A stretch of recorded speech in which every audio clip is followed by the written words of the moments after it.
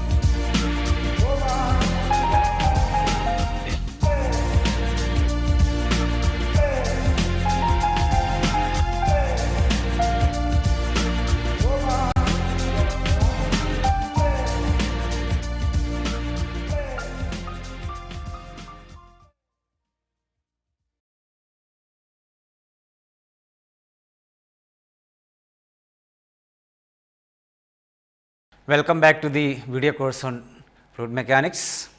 In the last lecture, we were discussing about the Navier-Stocks equations and its derivations.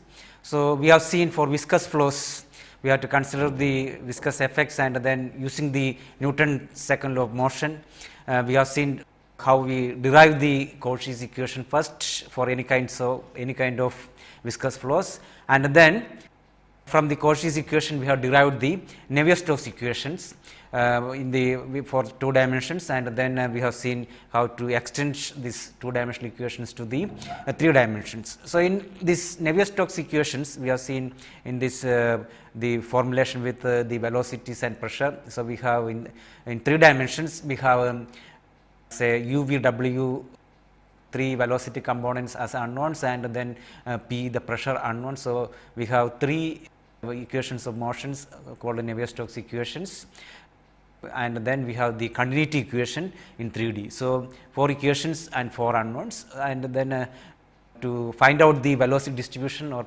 pressure distribution, we have to solve this equation by using the appropriate initial conditions and boundary conditions.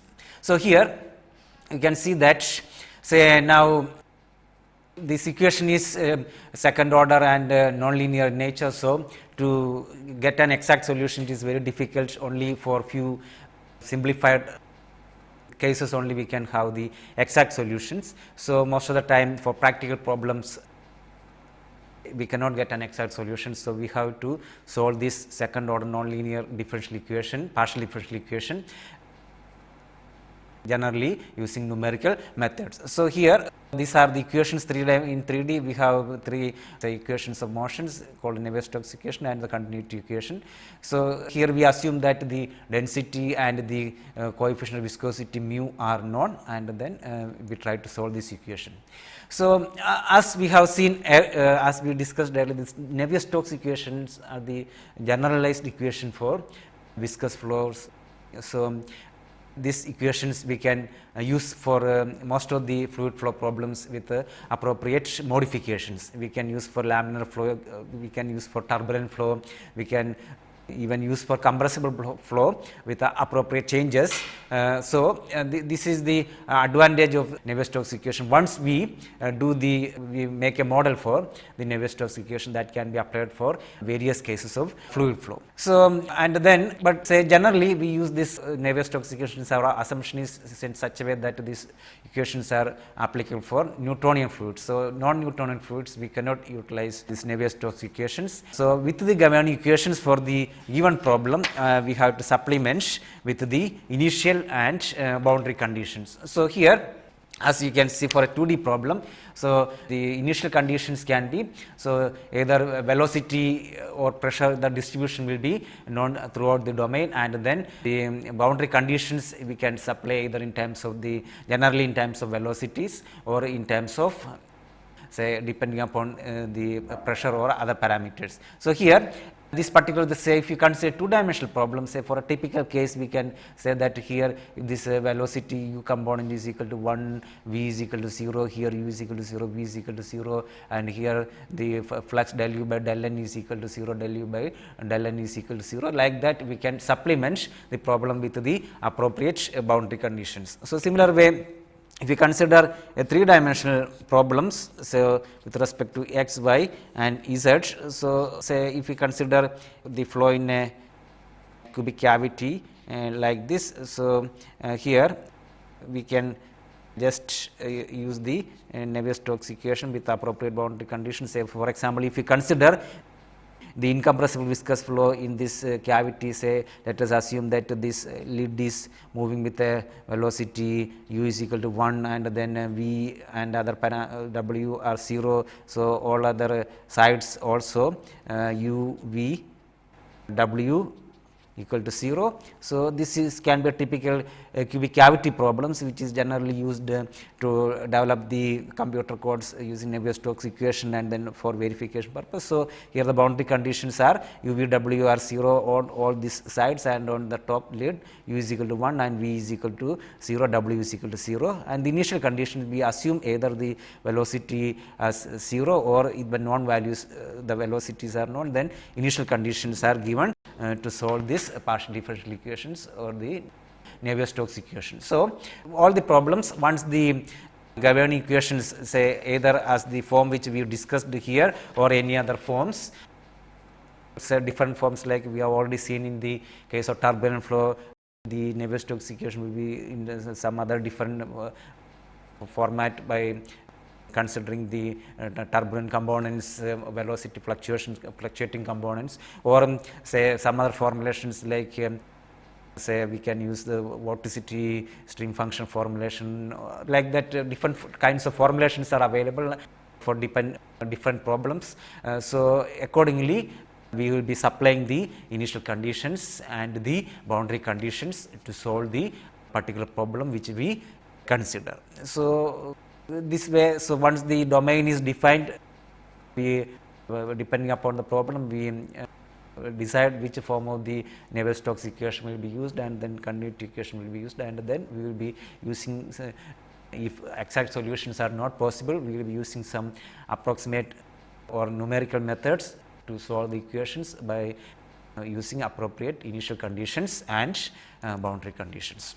So, now some other aspects of these equations which we consider here, the initial conditions and boundary conditions can be generally in terms of u, v, w, that means the velocity component and pressure. So, either velocity or pressure depending upon the problems. So, as we have already seen, and then generally whenever the solid boundaries are there, so here we consider the viscous flow. So, no slip condition is used wherever the solid boundaries are there, and then as we have seen, this Navier-Stocks equation non-linear differential equation second order. So, exact solutions extremely difficult other than simple cases. So, depending upon the problem, so either turbulence is involved or say the problem is it even the compressible, it can be also approximated with respect to changing the, we can change the equation in such a way that compressibility effect also can be considered. So, depending upon the problem, say which way we consider or which way we have to solve the problem may become more complex. So, exact solutions extremely difficult other than the simple problems. So, now here this Navier-Stocks equations which we have already derived in earlier. So, here we can write in vector form as del v by del t plus v dot del v is equal to g minus 1 by rho del p plus nu del square v. So, where nu is the kinematic viscosity, v is the velocity vector, and p is the pressure, rho is the density, and g is the acceleration due to gravity. So, here this Navier-Stocks equation is written in vector form, and if we analyze here, we can see that each of this term is actually acceleration term. So, the acceleration term you can see that the unit is length divided by time square L or L by t square. So, depending upon the, say each term represents an acceleration term. So, here you can see in the equation the first term. So, if we consider del v by del t, So, here it is the change in velocity with respect to time, that means acceleration, local acceleration will be by del t. So, it is local acceleration. So, local acceleration of the fluid particle at a fixed point in space. So, for steady state flow, if we consider steady state flow, this del v by del t term will be 0. So, otherwise we have to consider del v by del t. So, this term is called a local acceleration term. And then the second term here, this v dot del v. So, this term is actually the convective acceleration of the fluid particle. So, it predicts how the flow differs from one point to next at the same instant of time. So, we can see that when the fluid is flowing, say from one place to another depending upon the pressure difference, we can see that there is say the local acceleration as we have already seen, then the convective acceleration. So, the velocity of the flow also say takes the flow to one place to another. So, it is called convective acceleration. So, this convective acceleration it is say this term as we have seen this second term. So, it gives how the flow differs from one point to the next at the same, say if you consider at a particular time. So, from one point to another how the flow takes place. So, that is what this convective acceleration gives. And then the third term, so that means g or the body force. So, the force due to the gravity or this shows the how the effect of the acceleration due to gravity or gravity effects on the body, and it is generally represented as body force. So, this term C represent the acceleration due to gravity, and term D that means minus 1 by rho del P in the previous equation. So, here this term 1 minus 1 by rho del P. So, this represent the pressure acceleration. So, even that also we can represent say as a pressure acceleration due to say pumping action of the flow. So, that gives the pressure variation term. And then the next term, so here the last term nu del square V. So, that gives this term term E or fifth term nu del square V gives the viscous deceleration due to fluid frictional resistance to objects moving through it. So, here we consider the viscous flow. So, for the viscous flow there is always resistance for the flow. So, this term so gives the nu del square V gives the deceleration. So, actually due to the viscous effect there is effectively deceleration takes place. So, this term gives the viscous deceleration due to the fluid frictional resistance to objects moving through it. So, like this we can see that here in the Navier-Stocks equation, when we write the vectorial here, the vector form when we write, we can see each term we can represent as an acceleration or deceleration term depending upon the case which we consider. So, now before further discussing how to solve or how to get some solution for this equation, so we will see each few of the terms, the significance of some of the terms. So, here as we have seen the significance of body force. So, the body force we have already seen, this is due to gravity. So, this is important for flow problems with the free liquid surface or liquids in non-homogeneous or with a density gradient. So, if you consider any flow with say free surface, say for example, a flow is taking place on a plate is inclined, plate is like this, and then if you consider a free surface flow over this plate, you can see that the acceleration due to gravity effect is there for this. So, here this plate is inclined at an angle theta. So, G component is acting here, and then for this say the body force is predominant here. So, we have to consider this body force. So, this is due to gravity, and it is very important, and also sometimes if non-homogeneous density, that means the fluid is non-homogeneous. So, if there is density gradient exists, in that case we have to consider the body force. So, also say in case if there is any rotating fluid, so you can see that many times we have to consider, say especially in mechanical engineering, there is a number of machine parts with the fluids will be rotating, and then if you consider the rotating fluid, then the body force due to centrifugal force action also to be considered. So, here you can see in this slide you can see rotating fluid. So, in this case we have to consider the centrifugal action, that is on the body force with respect to centrifugal action also we have to consider this kinds of problem. And then second, say the other important term is the viscous term. So, we have already seen now the Navier-Stocks equation which we have derived is for viscous flow. Viscous term, say when the viscosity increases we can see that there is more resistance to flow. So, depending upon the fluid which we consider, so there can be the viscosity will be changing. So, viscous fluid different with the ideal fluid, so or the potential flow which we consider in viscous or friction terms, and then the equation we have seen the second order or second derivatives of viscous terms. So, depending upon the fluid, if it is more viscous, then this effect will be much higher, and then there will be more resistance to the flow, and hence deceleration takes place. So, depending upon the fluid which we consider the Navier-Stocks equation. And say now, before further going to the solution of some of these, say the especially exact solution for the few cases of the Navier-Stocks equation, we will consider some of the limiting cases. So, Navier-Stocks equation which we consider here. So, the viscous forces tends to 0, then you can see, as we have seen, the viscous forces are tending to 0, that means the viscous effect nullified, or it is very less, then we can consider the flow as potential flow. So, that that second order nu del square u or del square v or del square w, that term we can neglect depending upon the problem. And then second case is viscous force are of higher order magnitude, that means in this case. So, the second limiting case, here the viscous force are of higher order of magnitude and lower Reynolds number. So, here we say that this is creep flow. So, here the Reynolds number is so low, and viscous force are of higher order magnitude. So, it is the fluid velocity is very less, and we call such kinds of flows creep flow, or sometimes also Stokes flow.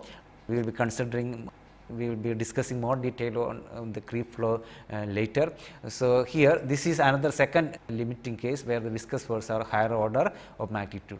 And third case is non-zero viscous forces, but of smaller magnitude than inertial forces. So, here especially in the aerodynamics flow problems which we consider, the Reynolds number will be so high, so that we can say that non-zero viscous forces, but of smaller magnitude than the inertial forces. So, these are some of the limiting cases where we consider the Navier-Stocks equations. So, depending upon the case, as I mentioned earlier, so we have to modify the equation, Navier-Stocks equations, and then we have to try to get a solution.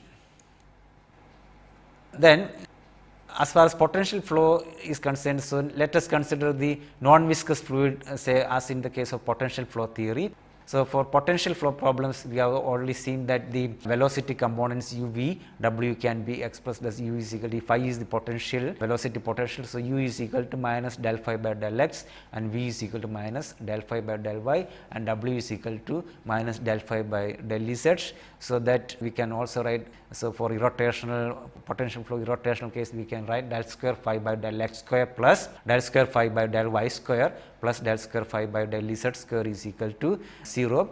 So, now also by using the continuity equation at steady state, we can write this nu into del square u can be written as nu del square u by del x square plus del square u by del y square plus del square u by del z square. And then if you use this here, substituting for u, v, w, and then interchanging the differentiation parameter here. So, we can write nu into del square u is equal to minus nu del by del x of del square phi by del x square plus del square phi by del y square plus del square phi by del z square. So, this term we have here for rotational flow, potential flow, this term is 0. So, we can show that nu into del square u is equal to 0. So, for non-viscous fluid, especially with respect to the potential flow theory, at steady state we can see that the viscous terms of the Navier-Stokes equation in terms of velocity potential, once it is written, we can show this nu del square u is equal to 0. So, similar way the second the y direction as well as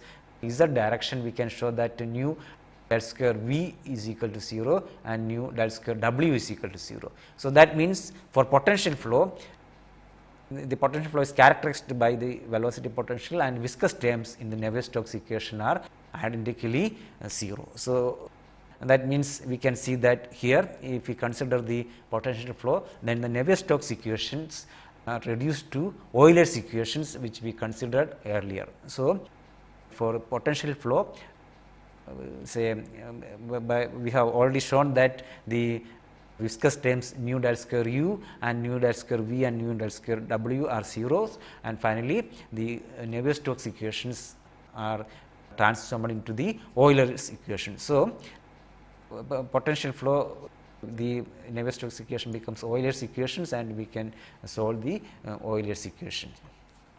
And then for inviscid flow, that means in the case of ideal fluids flow, Navier-Stokes equation which we have already seen here, the Euler's equation for say the general form of the equation is del v by del t plus v dot v is equal to g minus 1 by rho del p. So, this form of the equation we have already seen the Euler's equation. So, del v by del t plus v dot del v is equal to g minus 1 by rho del p. So, this is the Euler's equation. So, here we have already in the previous slide we have already shown that these terms, the viscous terms become 0 for potential flow and then we get the Euler's equation. So, and also flow at very large Reynolds number, example aerodynamics problems, viscous forces are much smaller than the inertial forces and viscous terms in the Navier-Stokes equation can be dropped. So, for high Reynolds number flow also we can drop the viscous terms since the viscous forces are much smaller than the inertial forces. So, that we can drop the viscous terms. And Navier-Stokes equations reduce equations for non-viscous fluid. So, we can say in the case of the aerodynamics problems, when we consider the high Reynolds number flow, we can show that the viscous terms we can drop, and then say if we model using the say the case with without the viscous terms, that will be also a good approximations, but away from the boundary, but near the boundary of course the effects will be there. So, for example, if we consider here say a fluid, say let us consider a cylinder like this and then flow is coming in this direction. So, you can see that away from the, so here nearby the cylinder there will be definitely the effect, the boundary layer effects will be there, but away from the cylinder you can see that there will not be much effect for this say, but near the boundary we have to consider the boundary layer. So,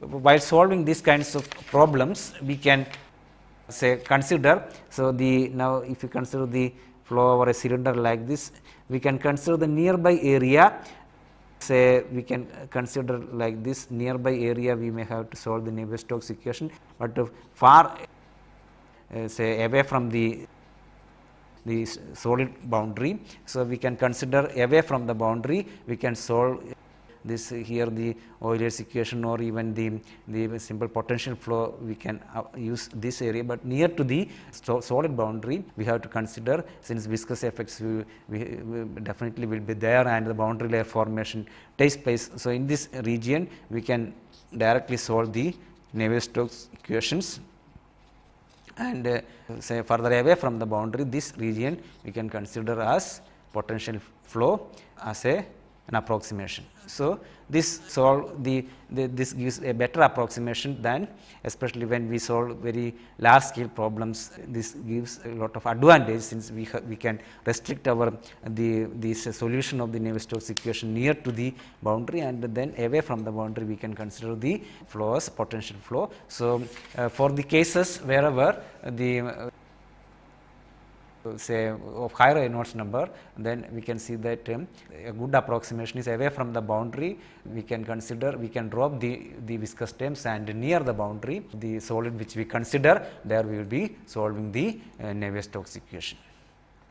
And then, as we have already seen, for very slow fluid motion called Stokes flow or creep flow, when say in the case of unsteady or transient condition, we can write the equation as del u by del t is equal to x minus 1 by rho del p by del x plus nu del square u. So, if we consider the equation in x direction, where capital X is the body force, and at steady state, so and if there is no body force, then we can write this equation as del p is equal to mu del square v, where v is the velocity component, the velocity vector which we consider, and p is the pressure. So, for very slow fluid motion, like in the case of say these equations are very much useful in the case of lubrication mechanics, and then also capillary flow, and also molten metals, especially metallurgy, wherever we consider the molten metals, also we can utilize this form of the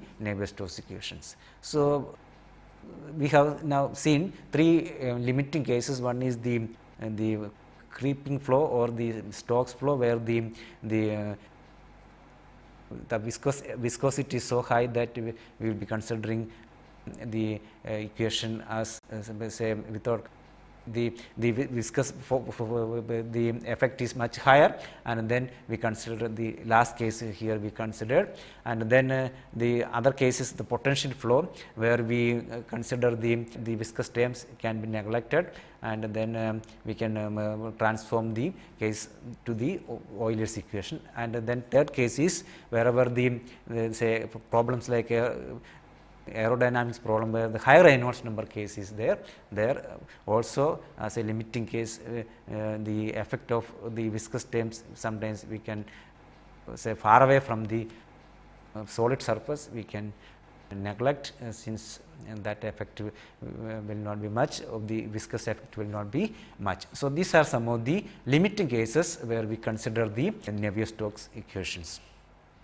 And now, say the Navier-Stokes equations which we derived are in the Cartesian coordinates. So, certain problems like flow through pipes or say rotating fluid cases, then if we consider cylindrical coordinates in terms of r, theta and z, so then the equations, the Navier-Stokes equation we can derive for that kinds of problems. Say for example, either a pipe flow like this, so where r is the radius and theta is the angle and z is this direction. So, r theta z. So, here the coordinate systems are in terms of r theta z instead of x, y and z. So, the velocity components correspondingly, the velocity components are Vr, V theta and Vz. So, these equations, what we have seen, the Cartesian coordinates equation we can transform into the cylindrical coordinate in terms of r theta z and the corresponding velocity Vr, V theta z. So, here we are not going for the derivation, but the equations here are written directly. So, the radial component r component is del Vr by del t plus Vr del Vr by del r plus V theta by r del Vr by del theta minus V theta square by r plus Vz del Vr by del z is equal to Gr minus 1 by rho del p by del r plus nu into del square Vr by del r square plus 1 by r del Vr by del r minus Vr r by r square plus 1 by r square del square Vr by del theta square minus 2 by r square del V theta by del theta plus del square Vr by del Z square. So, this is the radial component in cylindrical coordinates. So, here Vr is the radial velocity, V theta is the tangential velocity, and Vz is the axial velocity, and r is the radius, which we consider rho is the density, Gr is the acceleration due to gravity in the radial direction. So, this gives the radial component of the Navier-Stokes equation. And then the tangential component, theta component, can be written like this: del V theta by del t plus Vr in del V theta by del r plus V theta by r in del V theta by del theta plus Vr into V theta by r plus Vz in del V theta by del z is equal to g theta minus 1 by rho r del p by del theta plus nu into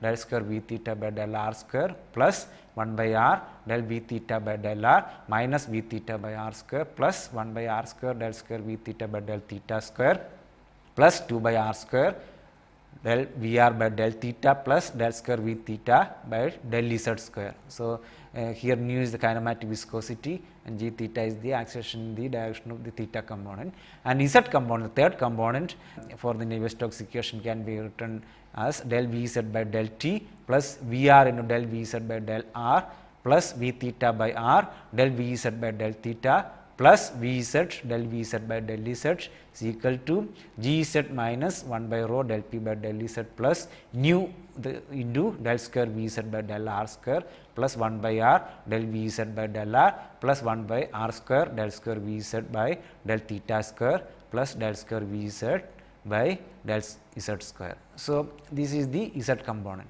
So, this the cylindrical coordinate system, the Navier-Stokes equation which we considered, say we can apply in the case of wherever r theta and z and Vr V theta Vz components are problems of the, say like rotating fluids are considered, we can, it will be better to use this cylindrical coordinates equation than the Cartesian coordinate equation which we have seen.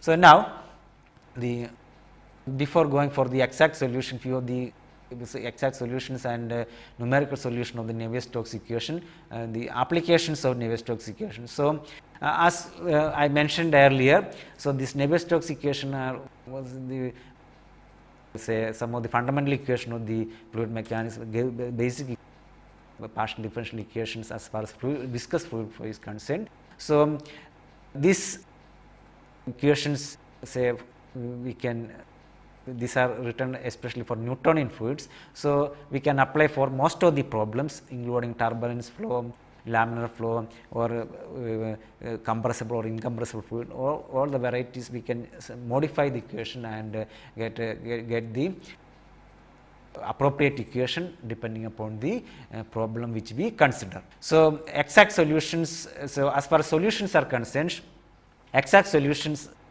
for these equations are extremely difficult. Only simplified cases, say especially in one dimension or two dimensions, and then also steady state conditions, we can have some simple analytical or exact solutions, but otherwise since second order non-linear partial differential equations, we cannot get exact solutions, and most of the practical problems are also the boundary conditions will be complex and the geometry will be complex. So, for the most of the practical problems we cannot get any exact solutions, we have to go for numerical solutions. So, exact solutions of Navier-Stokes equation is only possible if convective terms are absent, but as I mentioned, for most of the practical problems, say the exact solution, we cannot derive exact solutions, but for simplified boundaries and simple cases wherever the convective terms are absent, we can derive some of the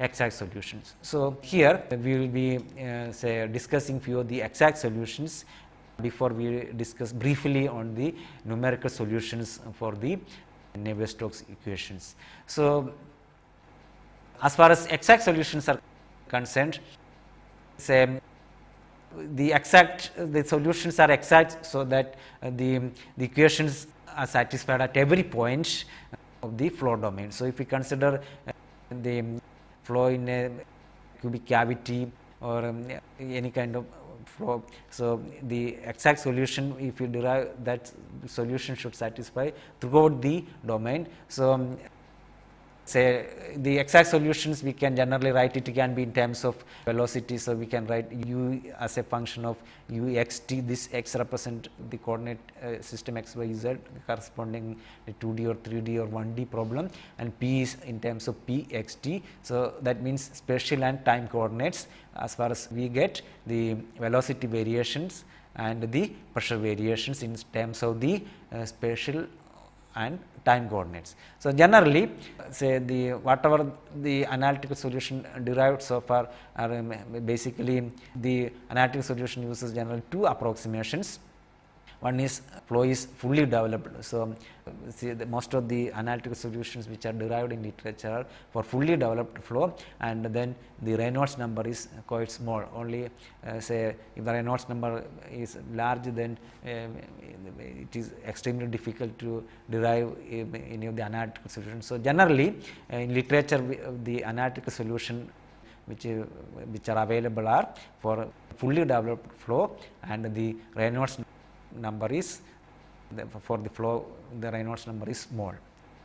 So, here we will be discussing few of the analytical solution or exact solutions. So, some of the exact solutions or analytical solution possible for the Navier-Stokes equations are listed here. First one is laminar flow between fixed parallel plates, and this we will be discussing in detail.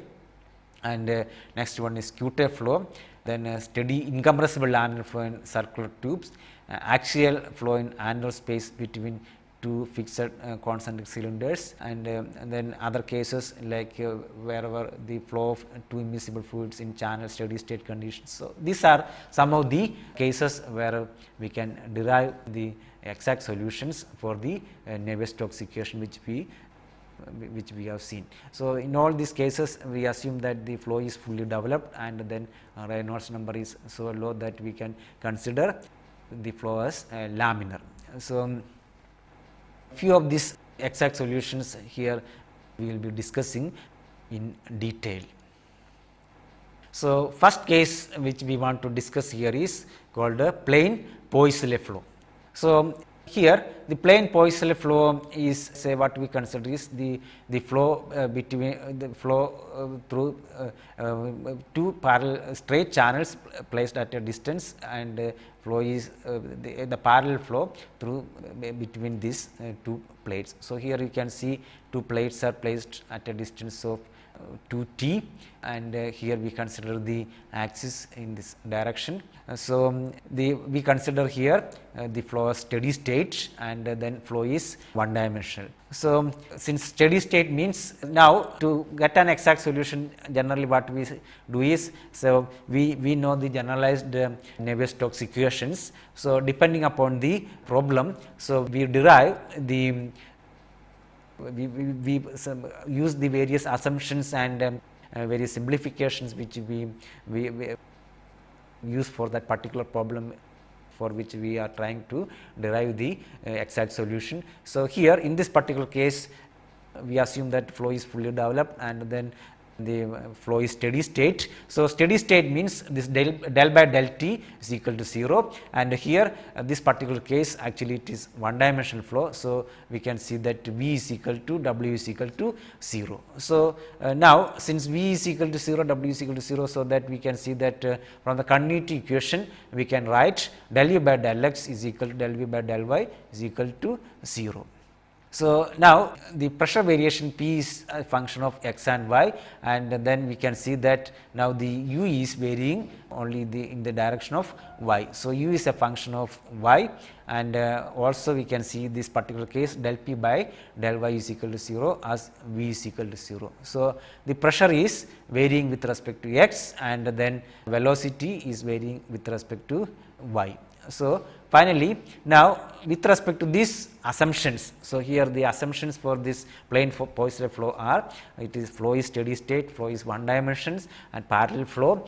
So, now by using all these assumptions we can simplify the Navier-Stokes equations which we have seen earlier as a single equation as del P by del x is equal to mu del square U by del y square as in equation number 1. So, after putting this all the simplification, finally we get del P by del x is equal to mu del square U by del y square. So, now we got the governing partial differential equation. So, our aim here is to get the velocity variation or the pressure variations as we have discussed earlier. So, now the boundary condition, since here no initial condition, since we consider the flow steady state. So, the boundary conditions here what we are using are, so the no slip condition, that means with respect to this figure on the wherever the flow is, say here on the on the plate, that means on this location and on this location, say at y is equal to plus t and y is equal to minus t, we can see that the velocity is 0. So, that actually the velocity variation will be parabolic like this. So, the boundary conditions are at y is equal to plus t, ux is equal to 0, at y is equal to minus t, ux is equal to 0. So, now we got the equations here. So, what we can do, our aim is to get an expression for the velocity variation. So, now the equation which we got is mu del square u by del y square is equal to del p by del x. So, the velocity is a second order differential equation what we got. So, here to find the velocity we can integrate twice this equation and then we can apply the boundary condition. So, if you integrate twice, we get ux is equal to 1 by 2 mu del p by del x y square plus c1 y plus c2. So, this is the expression for the velocity. So, now the c1 c2 are the constant. So, we can apply the boundary conditions. So, we have got two boundary conditions here at t is equal to t, velocity ux is equal to 0, at t is equal to minus t also velocity ux is equal to 0. So, we can use these boundary conditions, so that we can see c1 is equal to 0 and c2 is equal to minus 1 by mu dp by dx into t square by 2. So, now we can substitute for this c1 and c2 in this equation. So, that the expression for velocity is obtained as ux is equal to 1 by 2 mu dp by dx into y square minus t square. And then if you want to find out the maximum velocity, so in this particular case the maximum velocity occurs at the center line. So, at y is equal to 0, the maximum velocity u max is equal to minus 1 by 2 mu dp by dx into t square. This gives the maximum velocity. And then if you want to find out the average velocity, u average is equal to 1 by 2 t, we can integrate between the limits minus t to t u dy. So, this will be equal to 2/3 of the maximum velocity. So, the average velocity for this case is 2/3 of the maximum velocity. So, like this, so this is a typical problem, the plain boys problem, where the flow is between two parallel plates, two fixed parallel plates, and then as we have seen, we use the various assumptions for this typical problem, and then we simplify the general Navier-Stocks equations, and then to get an expression for either velocity or pressure, the unknown parameters, we use the simplified form of the Navier-Stocks equation, and then integrate to get the velocity. Here we have integrated twice to get an expression for the velocity, and then we use the boundary conditions to obtain the expression for velocity. So, this is the way which where we consider the Navier-Stocks equation to get some of the analytical solutions or exact solutions. So, the case which we have seen is the plain Poisson flow problem. So, for this typical problem, so here two fixed plates and the flow is between, then you can see that the flow develops for the fully developed flow, the flow develops like this, and the entrance is here, and the flow, you can see that the flow develops like this. So, the velocity vectors are plotted here. So, the maximum velocity is here and the velocity develops in this pattern. So, this is the case of flow between parallel plates we have analyzed using the Navier-Stocks equations. And now, the second case, so what we have seen is the flow between two fixed parallel plates. The second case what we consider here is called Q-tape flow, the plane Q-tape flow. So, here in this case, the second case, so out of the two plates. One plate is bottom, this plate bottom plate is fixed and the top plate is moving with a velocity u. Say for example, this if you consider here, this is the two parallel fixed plate. So, the bottom plate is fixed and the top plate is moving like this. So, with a velocity u. So, here the Navier-Stocks equation. So, now the almost all the assumptions which we used earlier are valid here also. So, only difference is that the top plate is moving with a velocity u. So, here we consider the distance between the plates as t. So, the distance between the plates is t. So, this the velocity with which the top plate is moving is u. So, the Navier-Stocks equation becomes dp by dx is equal to mu into d square ux by dy square as in equation number 1. And here the difference between the Poisson flow, plane Poisson flow which we have seen is here the top plate is moving. So, the boundary conditions changes. So, the boundary conditions which are used here. So, for this case where the plates are at a distance t. So, at y is equal to 0, that means bottom, here the bottom plate is fixed. So, that the velocity is equal to 0. So, ux is equal to 0 and then the top plate is moving with a velocity u. So, at y is equal to t, u is equal to ux. So, these are the boundary conditions. So, in a very similar way as we have seen for the plane Poisson flow, here also we can integrate this expression, the Navier-Stocks, the simplified form of the Navier-Stocks equation twice to get an expression for velocity. So, we can write ux is equal to, if we integrate twice, we get the velocity ux is equal to 1 by 2 mu dp by dx y square plus c1 y plus c2. So, where c1 and c2 are the constants of integration. So, now we have two boundary conditions here, ux equal to 0 at y is equal to 0 and y is equal to t, ux equal to u. So, we can use these two boundary conditions to get the unknown c1 and c2. So, c2 by using the boundary conditions, here we can see c2 is equal to 0 and we get c1 is equal to u by t minus 1 by 2 mu dp by dx into t. So, where t is the distance between these two plates. So, we get c1 is equal to u by t minus 1 by 2 mu dp by dx into t. So, now we can substitute this c2 and c1 in the equation for velocity. So, we get ux is equal to y by t into u plus y by 2 mu dp by dx into y minus t. So, this is the expression for velocity.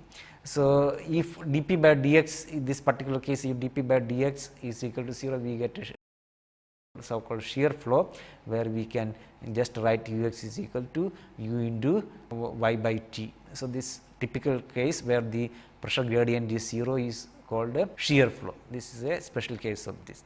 So, here this Q-tape flow which we considered has got number of applications. So, depending upon the problem, so for this Q-tape flow, you can see that say we can have various cases. So, the case, say we have already seen the plane Poisson flow, both the plates are fixed. So, some cases, the another typical case is say both plates will be moving in opposite directions. Say for example, if you consider the two plates like this. So, what we consider the plane Poisson flow is both the plates are fixed, and then Q-tape flow we consider one plate is moving like this, and then another case which we consider is say the both plates are moving in opposite direction like this. So, this is another case which we can consider, both plates are moving in opposite direction. So, here again the assumptions are same, and then the only boundary conditions, say the top plate will be having one velocity in one direction and the bottom plate will be having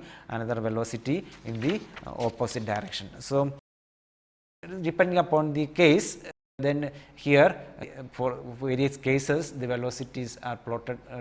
So, here if you consider this plate is moving, top plate is moving with a velocity u and velocity bottom plate is moving the opposite direction with the velocity, then we may get, depending upon the case, the velocity variation like this, and then say the bottom plate is fixed and the top plate is moving with a velocity 2 times say 2 ux, then you can see the velocity variation can be like this.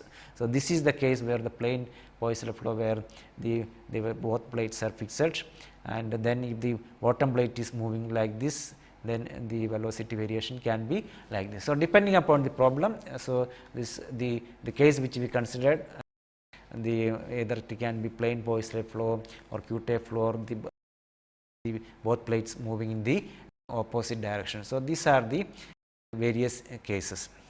So, now we will consider another case where we can have an exact solution. So, it is called suddenly accelerated plane one. So, here the Q-tape flow and plane Poisson flow which we considered earlier, we considered the flow as the steady state. So, here we consider a case where unsteady problem. So, here the problem statement is like this. So, the plate is here, a flat plate suddenly accelerated from rest and it moves in its own plane with a constant velocity u0. So, here a plate is placed in a fluid, and then the plate is suddenly accelerated from rest and it moves in its own plane with a constant velocity u0. So, this is the problem. So, compared to earlier case which we discussed, so here the change is from the rest, the plate is suddenly moving with a velocity u0. So, this is an unsteady problem. So, for this typical case, we can write the governing the Navier-Stocks equation can be transformed and written like this: del ux by del t is equal to nu into del square ux by del y square. So, where nu is the kinematic viscosity. This gives for this typical problem, this is the transformed form of the Navier-Stokes equation. So, this equation is actually the diffusion equation or heat conduction equation, this form of the equation. So, equations in y and z need not be considered at all because of the unilateral motion of the plate. So, here we consider the equation only, the plate is moving only in this direction in the fluid. So, we do not have to consider the y and z component, and the Navier-Stokes equation is in this the form of equation number 1 here. So, now we have to derive an analytical solution. We are trying to derive an analytical solution with respect to the simplified form of this the unsteady case of this typical problem. So, here the boundary conditions are for t is less than or equal to 0, that means before the time start. So, that means t is equal to 0, ux is equal to 0 since plate is at rest. So, everywhere, and also initial condition also in the velocity component ux is equal to 0, and for t greater than 0, that means when this plate is starting to move, t is greater than 0, we can write ux is equal to u0 at y is equal to 0, and for t is greater than 0 and we get ux equal to 0 at y is equal to infinity. That means here this problem, so at a large distance away from the plate, you can see that the velocity will be 0. So, only at this location we have to consider t is greater than 0, ux equal to u0, otherwise at a large, at a infinity, at a large distance at y is equal to infinity, ux equal to 0. So, now we use these boundary conditions to derive a solution for this problem. So, now this problem is, you can see that here two parameters, the independent variables t and y, and the velocity is ux. So, for this to derive an expression, we will use some say techniques, mathematical techniques here. So, here we introduce a non-dimensional parameter eta, such as eta is equal to y by 2 square root of nu into t, where t here is the time and nu is the kinematic viscosity, and then we can write the velocity variation ux is equal to u0 into a function f eta as in equation number 3. So, that now we can write del ux by del t is equal to del ux del eta into d eta by dt or d eta by dt. So, that we can write u0, this is equal to u0 into df by deta into y by 2 square root nu into minus half into 1 by t to the power 3 by 2. So, hence we can write del ux by del t is equal to minus u0 df by d eta into eta by 2t by using this equation number 2. So, here we are transforming the system in such a way that we are trying to get a solution for this simplified form of the Navier-Stocks equation by using these boundary conditions. So, similarly, we can write del square ux by del y square is equal to d by deta of into u0 df by deta into 1 by 2 square root of nu t into d eta by dy, that is equal to u0 to d square f by d eta square into 1 by 4 nu t. So, we can now substitute for the approximations with respect to this introduction of this eta. We have written for del ux by del t and del square ux by del y square. So, we can put it back in equation number 1. So, we get d square f by d eta square plus 2 eta df by deta t d eta is equal to 0 as in equation number 4. So, correspondingly the boundary conditions in terms of eta are also we have to change. So, at eta is equal to 0 we get f is equal to 1 and eta is equal to infinity we get f is equal to 0. So, here in this equation number 4 we put df by d eta is equal to p, then we get d square f by d eta square is equal to dp by d eta, and hence integrating this equation number 4 we can write log e p is equal to minus eta square plus log e c, or we can write p is equal to constant c. So, here this c is a constant, so p is equal to c into e to the power minus eta square. So, finally, we can substitute for p and we can integrate such that we will get f. So, f is equal to integral 0 to eta c into e to the power minus eta square d eta c1. So, here now in this equation we have to find the c and c1, we can use the boundary conditions. So, applying the boundary conditions we will get c1 is equal to 1 and hence f is equal to integral 0 to eta c into e to the power eta square d eta plus 1, and now from the mathematics we can get integral 0 to infinity e to the power eta square d eta can be written as root pi by 2 and c is equal to minus 2 root pi. So, finally, we get f is equal to minus 2 by root pi integral 0 to eta e to the power eta square d eta plus 1 and ux is equal to we get u0 into 1 minus error function eta. So, this can be represented with respect to error function. So, where ERF eta is the error function and we can also write ERFC eta, the complement error function is equal to 1 minus ERF eta. So, that is equal to 2 by root pi integral eta to the power infinity e to the power minus eta square d eta. So, now we can use some tables to get this error function and then we get solution for this in terms of the velocity. So, like this now say this is even a transient problem. So, we have transformed the Navier-Stocks equation and finally, we can use some mathematical techniques to get an expression for the velocity. So, further we will be discussing some more cases on the exact solution of the Navier-Stocks equations.